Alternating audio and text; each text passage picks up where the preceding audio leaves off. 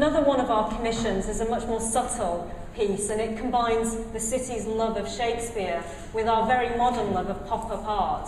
And I'm delighted that Mark Rylance, possibly the finest actor of our generation, who I think will be joining us at some point this morning, has been working with us on this project called To Be or Not to Be, Shakespeare Encountered. And he will be with 50 of the best actors in London, walking around the city, talking to ordinary Londoners and reciting some of the most famous and evocative speeches from Shakespeare's plays, and allowing the language, the magical language of Shakespeare, to drift into our everyday conversation. I can't talk about world-class artists and not mention Anish Kapoor's incredible sculpture, the ArcelorMittal Orbit, which will be opening in the Olympic Park next year.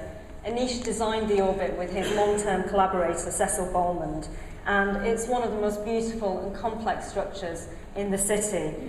I believe that the Orbit tells a story about London, not just about art, but also about the two people who made this sculpture.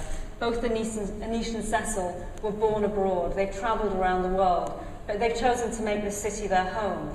And I think that says a lot about why London is such a special place for the arts.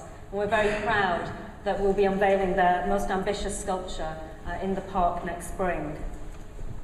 You couldn't have a festival in London that doesn't include fashion. It's a city that is famous for the designers that it's produced over the years.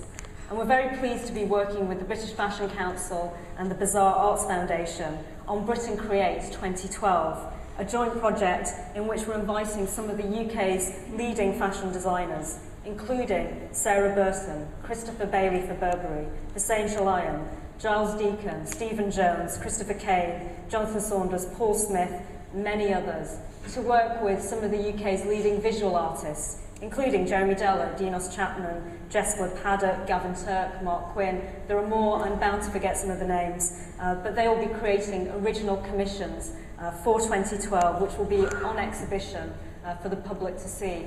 I can't tell you right now whether there will be dresses or sculptures or digital artworks. We don't know. All we know is that they will be inspired by the Olympic and Paralympic values, and they will be incredible. In thinking about our programme in London, we've wanted to not just show the wonderful famous monuments and the historic sites and the grand squares. We know that London is famous for those. But London is also a city that is a collection of neighbourhoods, of public parks, of hundreds of small villages, and a place where people live in a very ordinary way. And we wanted to create a celebration that everybody could feel a part of.